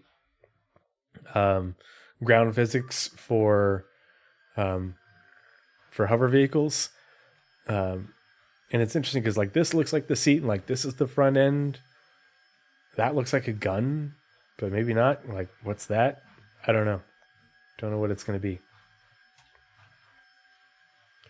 The Mentalic Mutant drones have already been worked on as part of Squadron 42. The mechanism by which they control drones is the same tech and interface that they're going to be using, that they developed for Squadron 42 for operating cranes.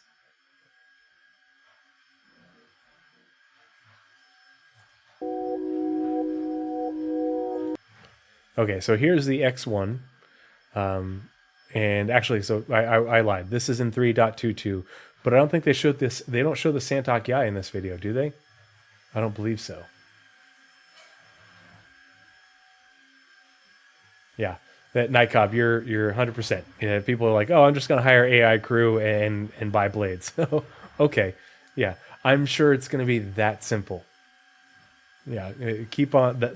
That is the absolute definition of copium.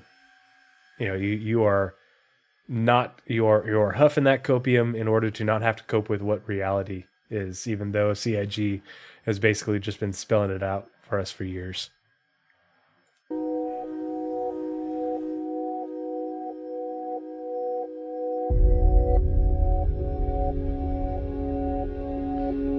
Personally, I think this is an Ursa ambulance. And if it is, I will be so hyped, because they sold the RSI Galaxy with the hospital module, and you can put your Anvil C8R in there, and you've got your little flight ready ambulance. But then it has the hospital module has a lift, and the lift on the cargo module is meant to be able to hold two 32 SCU containers or a Ursa rover. And that lift is about the same size as the one in the hospital module. So how perfect would it be to be able to bring up your Ursa rover with a patient, in the back, and put them on the lift and then unload them into the hospital module? It's just like having an ambulance bay in a real hospital. The space medic in me just gets super excited about that. Being able to take my space hospital, out to the far reaches of wherever, some far-flung system that doesn't have, good medical support and infrastructure, and be able to go pick up patients via Anvil C8R or via ground ambulance, park near where, things are going on, but, be able to drive there and back and shuttle patients back to the hospital.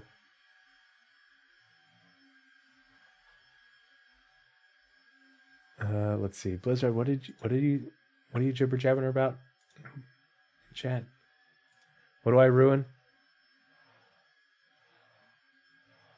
Yeah, I ruin. I am the reason we can't have nice things and nice streams, because I like to throw cold water on people's expectations. In both directions, though. If you're overly pessimistic, I'm going to throw cold water on you. Be like, here's what they said. Here's what they're doing right now. If you're overly optimistic, I'm like, no, they haven't said anything around that at all. There's no indication of that happening whatsoever. So it goes both ways. I am an equal opportunity dream crusher.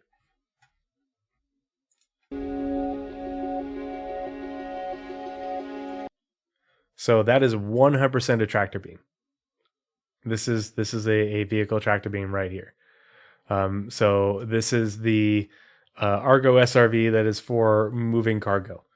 Because if you remember from the Argo MPUV lore, the Argo MPUV is called the Intergalactic Stevedore, which is basically a longshoreman for moving cargo.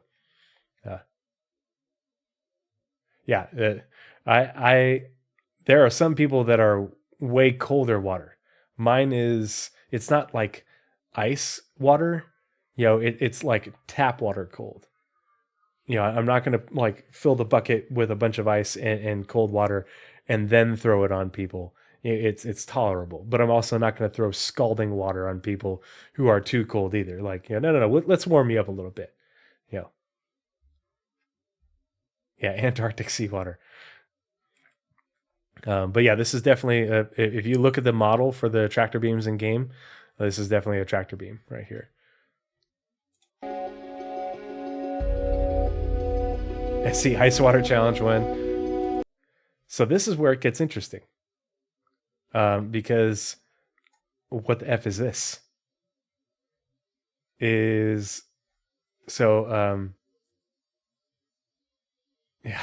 it convinces me to no. Don't put that evil on me. Don't you dare, Blizzrad. So it does have some. See, that's the thing, is it does have some RSI shape language, and at first I thought that this was the Zeus, but then I looked at this and I was like, what's this? There's no ramp on the side of the Zeus. and the size references are right, but the Zeus doesn't have a cargo lift at the bottom. It does kind of look anvil-y to me based off some of these angles. The cockpit just seems a bit weird to me for Anvil, but maybe it works. These look kind of like Anvil VTOLs on the side. Part of the ship. Part of the crew. Part of the crew, part of the ship. Part of the crew. Part of the ship. Part of the crew. Part of the ship. And it could also be Crusader. This one's very nebulous. Stim Citizen, thanks for the follow, buddy. Hope you're doing well. Cheers, my friend. I said nebulous, so I had to drink. Good to see you too, bud. Hope you're doing well this evening. Thanks for joining me. Yeah, whatever this is, I'm interested because I do like lifts versus just ramps. The other thing that makes me kind of think this could be RSI, but I'm not sure. Hey, it's like the next year is the year of RSI. Nebulous is one of my favorite words. That's why I like using it. You and me both, buddy. But remember, the Polaris has a side ramp going into the cargo bay. And it would be cool if this is the RSI mining ship. The only thing is they said it was a large. This just by the scale with this guy, it doesn't look big enough to me. But maybe that's just my eyes. This feels more like a medium. So I don't know. But this looks like it's like the same sort of size scale that the Zeus would be. But it doesn't, even though it's got these wing things, the only other, hold on. Okay, wait a minute. Okay, everybody pause. Hot take. What if this is the Zeus ST?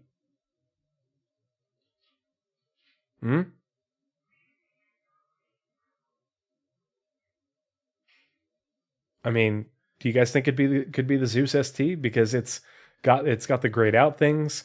The Zeus ST wasn't talked about during the panel. Hold on, I'm going to pull it up. Normally, give me 1 second. Let's see, reopen.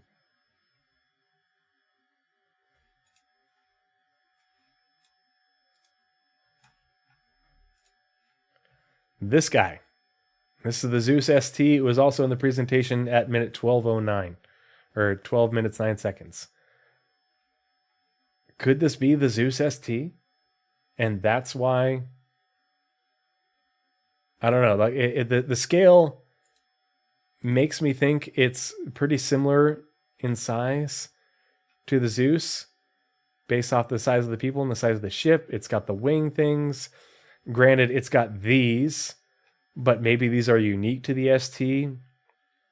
I don't know. It could be, that's the thing is we don't have enough and it could be anything. The one thing that I like is the fact that it looks like a small multi-crew ship.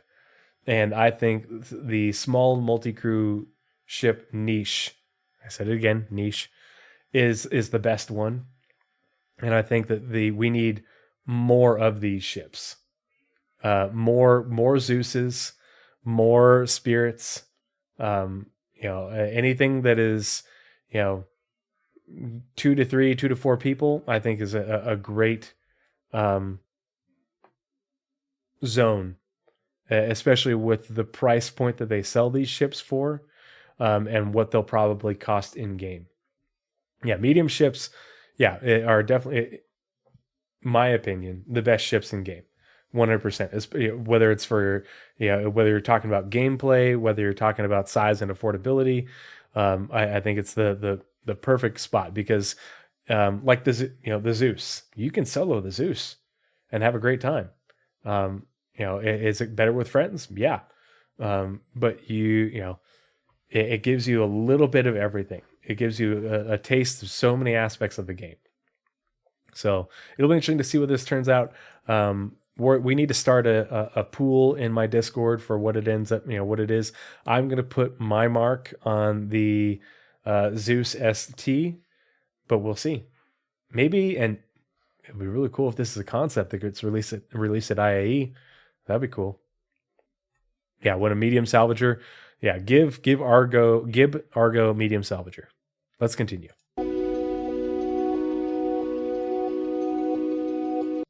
Northern Trooper, I don't think you're far off base. I think there's also a good likelihood that it's an anvil starter or small anvil multi-crew.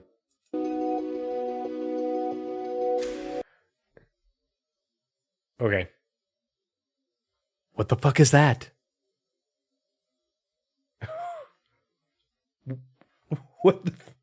What is this? Because it is good sized. This totally looks like Mirai design language. It's big, it's angular. I think, Dell, especially if we could see it from the front with, oh gosh. Hold on. Leaks. Do you guys mind if I pull leaks up on screen?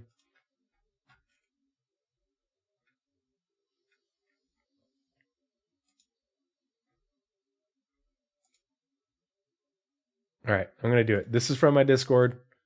If you don't want to see leaks or anything like that, look away. Shield your eyes. I don't know where this came from. This was in the leaks channel. Someone posted it. This image right here in the center is from the sneak peek this week in the RSI newsletter. So this is why I don't think if this is the Seulin or whatever, that's why I don't think that thing in the video is a Seulin. See? Unless that does a whole lot of transmogrification or something like that. I don't know. It just has a lot of whatchamacallit, a Fury vibes, but bigger. Because look at the size of this guy compared to like essentially what the body of it is compared to the Fury. Like this is actually a pretty decently sized ship, but I definitely think that this is, the question is it alien? Is it a MISC, the whole Mirai, alien inspired hybrid thing? I don't know. This has got me stumped. Yeah, it's tall, it's long. Like me? Yes.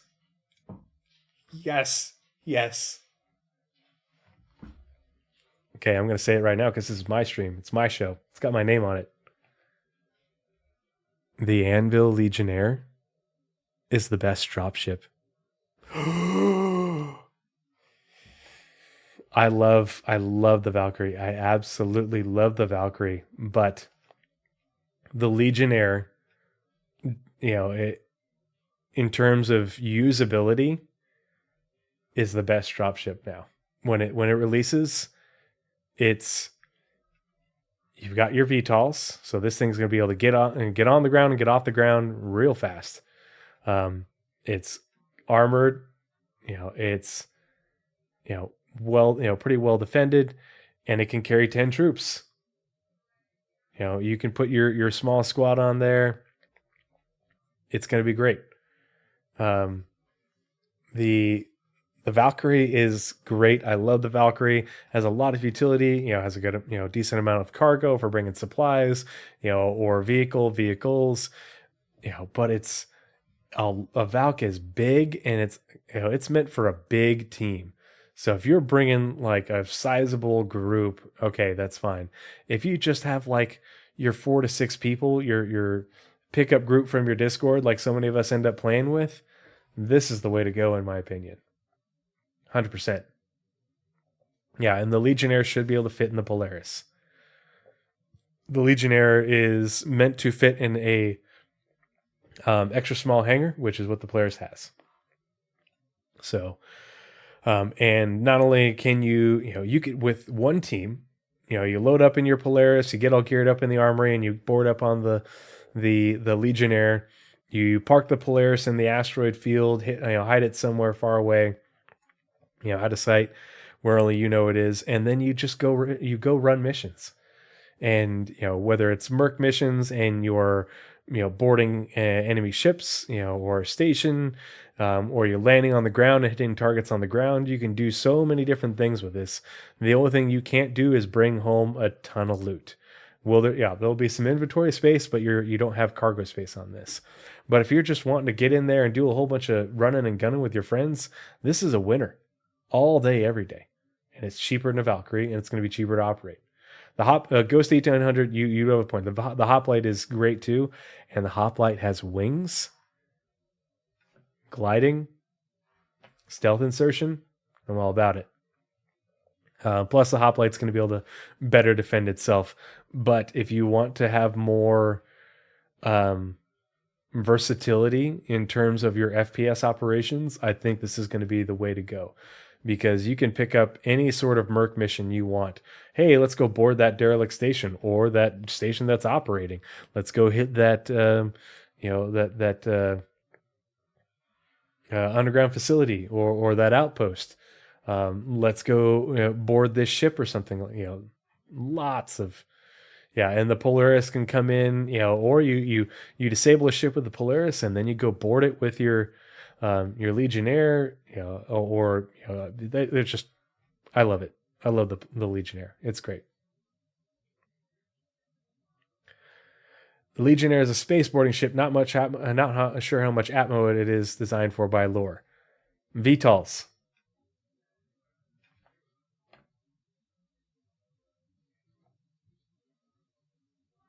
Yeah, the VTOLs flip around to slow you down for that kiss maneuver. Now, kith. But at the same time, you're going to be able to get on the ground and get off the ground real fast with those VTOLs. Lots of braking before you splat on the ground.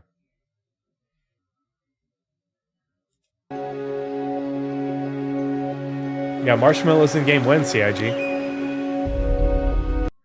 Now that's the thing. So this is obviously the Zeus to me. You've got the ladder. You've got the ramp. So if this is the Zeus, then show me the other one. Dang it, where'd it go? Yeah, so I didn't think about that. So if this is the Zeus, the other one is definitely not a Zeus. So what is it?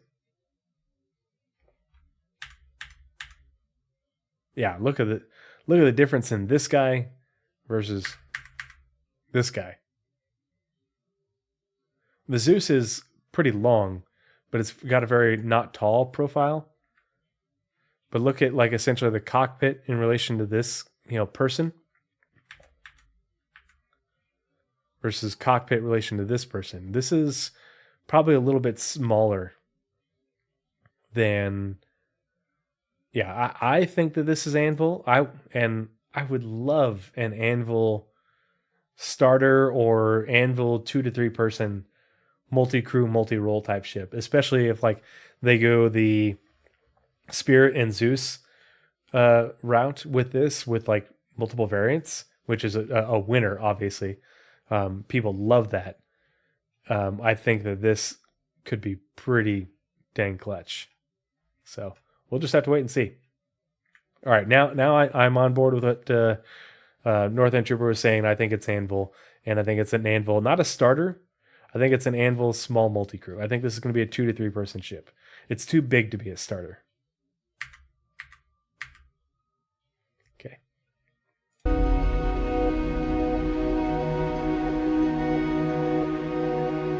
Tally, that's the Tally base. Definitely the Tally base, and this is what, starter. I mean, it'll be Cuddy priced. Well, a little bit Cuddy plus 20%, 10%. So obviously this is the Retaliator. Pardon me. Ooh, this is the biggest signal for modularity for me. And yeah, the interesting thing is you can't readily see any turrets on this. Yeah, I would say starter is nebulous. Oh crap, my bourbon's empty. Hold on. We'll pour more.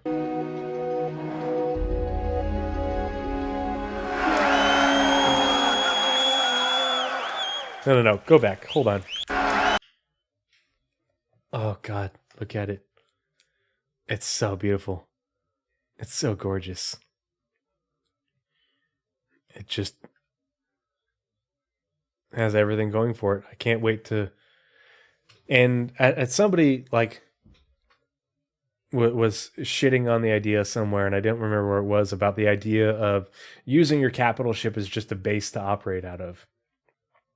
I think that's a great idea. I think you get you and your crew of however many living on the capital ship, and you keep the location a secret, and if you can get 12 to 20 people on at once, then you go out with the capital ship and you do a bunch of cool stuff or whatever. Have some other people bring their ships and you just go F shit up. But if you can only get 4 to 8 people or whatever, like for me, 4 to 8 people, we all spawn inside the wake up in the beds in the Polaris, and we go to the armory, we get our stuff, we hop in the Legionnaire in the hangar, we leave the Polaris parked hidden in an asteroid field somewhere where no one's going to find it, and then we go do stuff for a couple hours. Be a bunch of space dads and shoot stuff, and maybe bring back some loot or whatever. Or, it has a brig on it. You knock some guys out, you cuff them like they should in the first person presentation. You drag them onto the floor of the Legionnaire and you bring them back. You put them in the brig, and when your brig is all full, then you take the Polaris and you go unload them somewhere.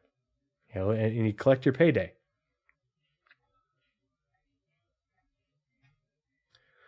I won't be using the torpedoes on this probably until I can go kill Vandal with it.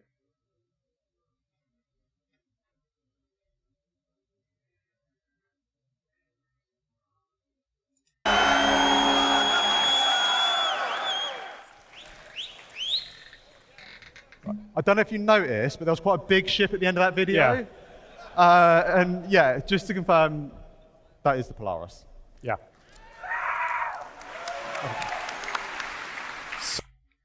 That was me screaming. That was me. Del was there. Del will vouch for me. Ooh, spit a little bit.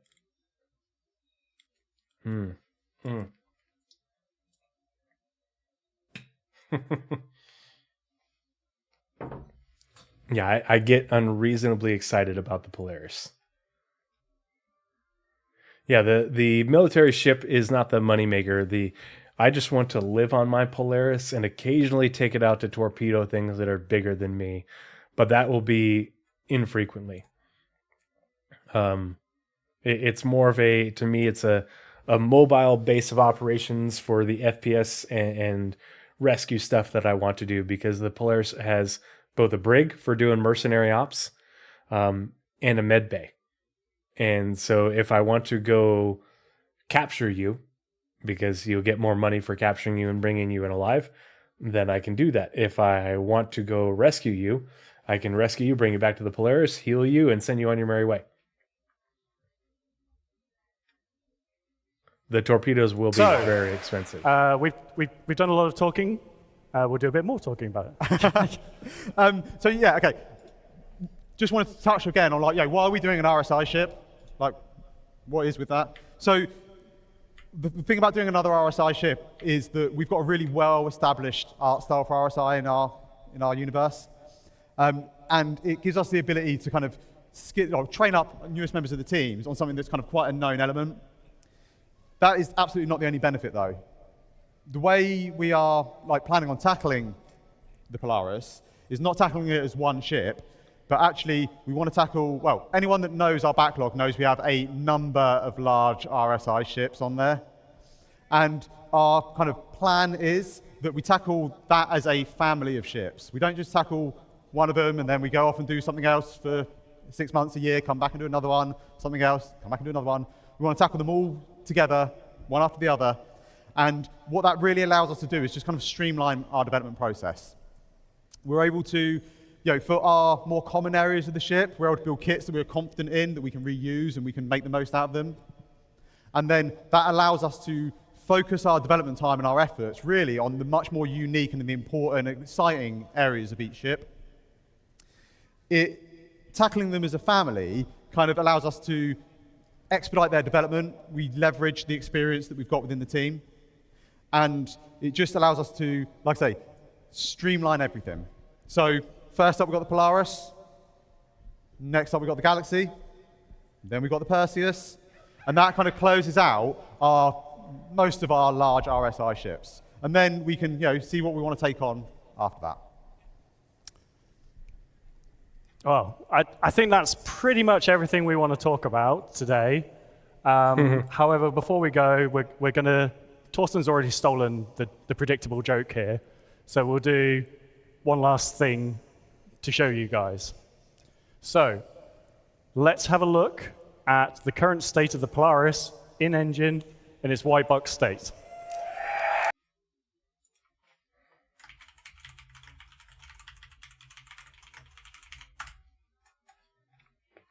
Enhance.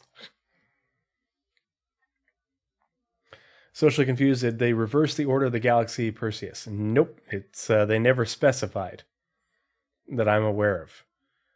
But yeah, it's and I think the reason they're doing that way is because of what they're working on delivering. In terms of the Galaxy, they're working. We have PES now. They're working on modularity between the Galaxy and the Retaliator and the MPUV. Those are 3 ships that are essentially modular. And so they are going to be working on modularity. When they released the Galaxy last year, there's a lot of talk about the modularity, and so the modularity we're going to see going into production. Yeah, and Percy honestly doesn't add anything to the game right now. But they have already started work on at least prototyping refinery gameplay for ships. We know that they've worked on actor status tier 2 for a squadron. And so it'll be really interesting to see, that obviously the Galaxy isn't going to be coming out the next year, but in the next year it will be going into production. I guarantee it. It'll probably be going into production before the Polaris finishes, just because that's how the ship pipeline works. But yeah, they'll want to get to work on the Galaxy before the Perseus, just because the gameplay for it and the functionality is more important than what the Perseus brings to the table. As much as everybody loves the Perseus, and I have one, I like it too. I think it's great. It doesn't bring as much to the game as the Galaxy does in so many ways. Oh, and I said nebulous earlier, so now I'm catching up. Cheers. Salud. Slancha.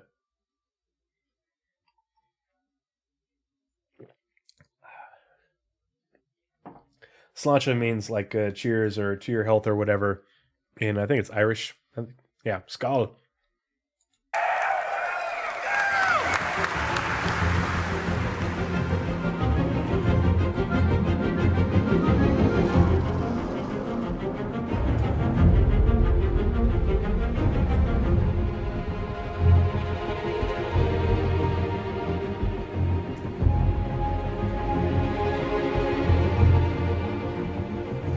Love that bridge. Can't wait to sit on that bridge.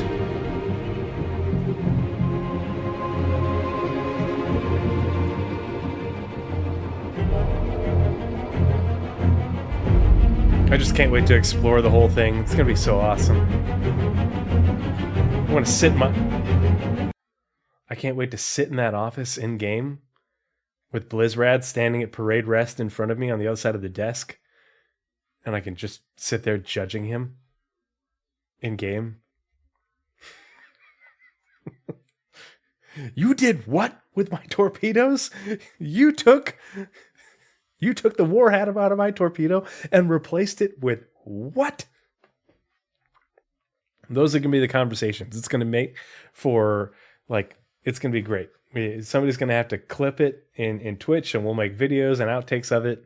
Yeah, the sim is getting too real. Look at that hangar.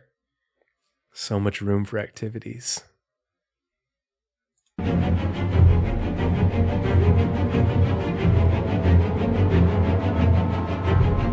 Oh, engineering. so many things to do percussive maintenance on.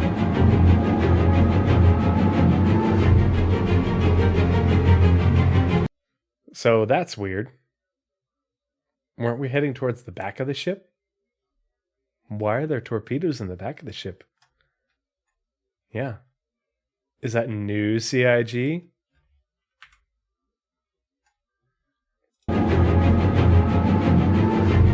We didn't turn around.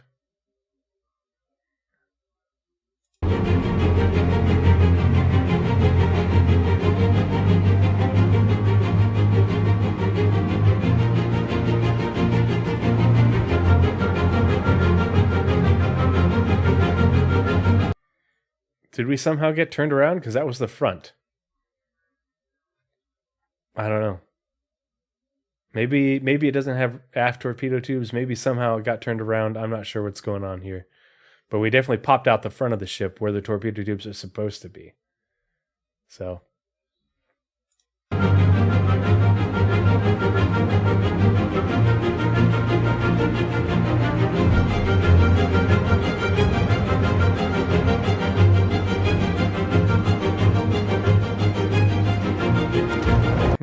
Oh, you've got a fighter? So do I.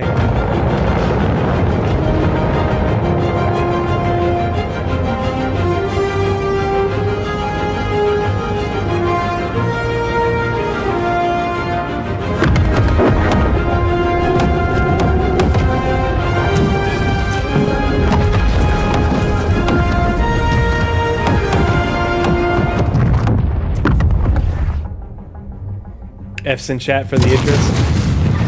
Because Evan, even though I own one. I love the animations on the nacelles. I need more power.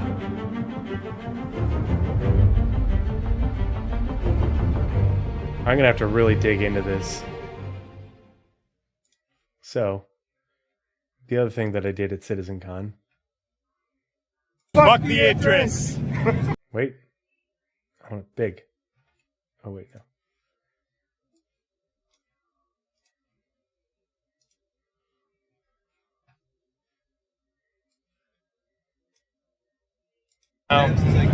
One, two, three. Fuck the entrance! One, two, three. Fuck the entrance! CitizenCon was fun.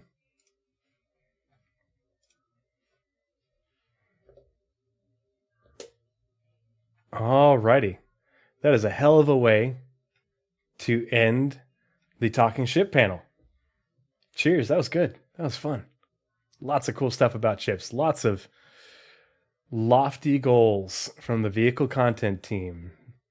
Let's we'll all wish them good luck. So let's see. Why is this? There we go. Whoop. We're not ready for that. Okay, so we're going to switch back to the other window here for a minute. And that way it'll give me a nice little timestamp that I can find later so I can break these into different videos to upload on my YouTube. But that was it for the CitizenCon 2953 Talking Ship panel. Lots of really interesting information. Lots of stuff to speculate on in terms of new ships coming. Also good information about the vehicle pipeline and a little bit of confirmation and openness about the state of the BMM and what's been going on with the vehicle content team over the last year and some change. So lots of good stuff. Good to hear. Gotta love those guys. But let's go ahead and get back to the screen